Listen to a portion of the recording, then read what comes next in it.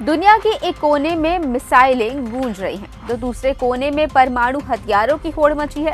Iran और Israel के बीच छिड़ी जंग ने पूरी मानवता को तीसरे विश्व युद्ध के मुहाने पर लाकर खड़ा कर दिया है। ऐसे माहौल में किसी देश का बिना सेना के होने की कल्पना करना भी आत्मघाती लगता है। लेकिन क्या आप जानते हैं कि नक्शे पर 36 ऐसे देश और क्षेत्र मौजूद हैं जिनके पास अपनी कोई आधिकारिक फौज नहीं है।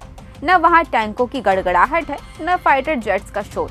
आखिर महाशक्तियों के इस दौर में ये देश कैसे सुरक्षित है और कौन है इनका असली रक्षक, जानेंगे इस वीडियो में। नमस्कार, मैं हूं ऋतु अहिरवार और आप देख रहे हैं CGNN लाइव। आज दुनिया बारूद के ढेर पर बैठी है। ईरान और इजराइल के बीच बढ़ते तनाव ने पूरी दुनिया को एक बड़े युद्ध के डर में डाल दिया है। ऐसे में खतरनाक माहौल में जहां हर देश अपनी मिसाइलें और टैंक गिन रहा है, वहीं इसी दुनिया में 36 ऐसे देश और क्षेत्र हैं जिनके पास अपनी कोई सेना ही नहीं। जी हाँ, आपको जानकर थोड़ी हैरानी होगी, लेकिन ये सच है। दरअसल कोस्टा रिका से लेकर वेटिकन सिटी तक ये वो इलाके हैं जहां फौज की वर्दी नहीं दिखती, फिर भी ये देश पूरी तरह सुरक्षित हैं।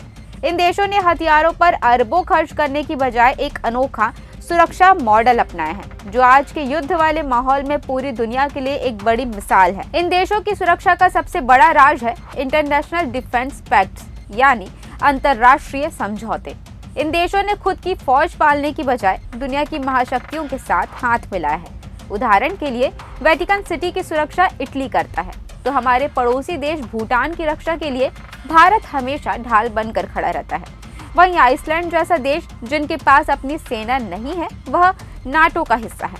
इसका मतलब ये है कि अगर आइसलैंड पर कोई हमला करता है तो अमेरिका और ब्रिटेन समेत दुनिया के 30 ताकतवर देश उसकी मदद के लिए मैदान में उतर आएंगे। इस सामूहिक सुरक्षा एक ऐसा कवच है जिसे भेदना किसी भी दुश्मन के लिए नामुमकिन है। लिस्ट में कई ऐसे इलाके भी हैं जो पूरी तरह स्वतंत्र देश नहीं हैं, बल्कि देशों के स्वशासित क्षेत्र हैं। जैसे ग्रीनलैंड की रक्षा डेनमार्क करता है और जिब्राल्टर या बरमूडा जैसे इलाकों की जिम्मेदारी यूनाइटेड किंगडम संभालता है। इन क्षेत्रों को अपनी रक्षा पर 1 रुपया भी खर्च करने की जरूरत नहीं होती, क्योंकि इनका पेरेंट देश इनकी सुरक्षा की गारंटी लेता है। दूसरी तरफ कोस्टा रिका और पनामा जैसे देशों ने एक अलग रास्ता चुना है।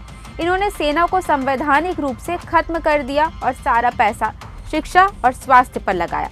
यहाँ की पुलिस इतनी हाईटेक और ट्रेंड है कि वे आंतरिक सुरक्षा और सीमाओं की निगरानी खुद ही कर लेते हैं। हालांकि इन देशों के पास सेना नहीं है, लेकिन ईरान इजराइल युद्ध का असर इन पर भी पड़ सकता है। अगर अमेरिका सीधे तौर पर युद्ध में शामिल होता है तो मार्शल आइसलैंड या पलाऊ जैसे देशों की सुरक्षा पर सवाल उठ सकते हैं, जिनकी जिम्मेदारी अमेरिका के कंधों पर है। इसके अलावा युद्ध की वजह से होने वाली महंगाई और कच्चे तेल की कमी इन शांति प्रिय देशों की अर्थव्यवस्था को भी हिला सकती है।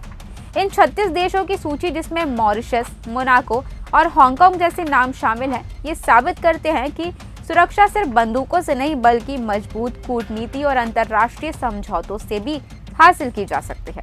मिडिल ईस्ट में बढ़ते तनाव के बीच ये 36 देश हमें सिखाते हैं कि आज जब दुनिया युद्ध की आग में जल रही है, तब इन देशों का शांति वाला मॉडल वाकई में समझने और सराहने के काबिल है। फिलहाल इस वीडियो पर आपकी क्या राय है, कमेंट करके बताएं। साथ ही इस तरह की और जानकारियों के लिए CGNN लाइव के साथ बने रहें।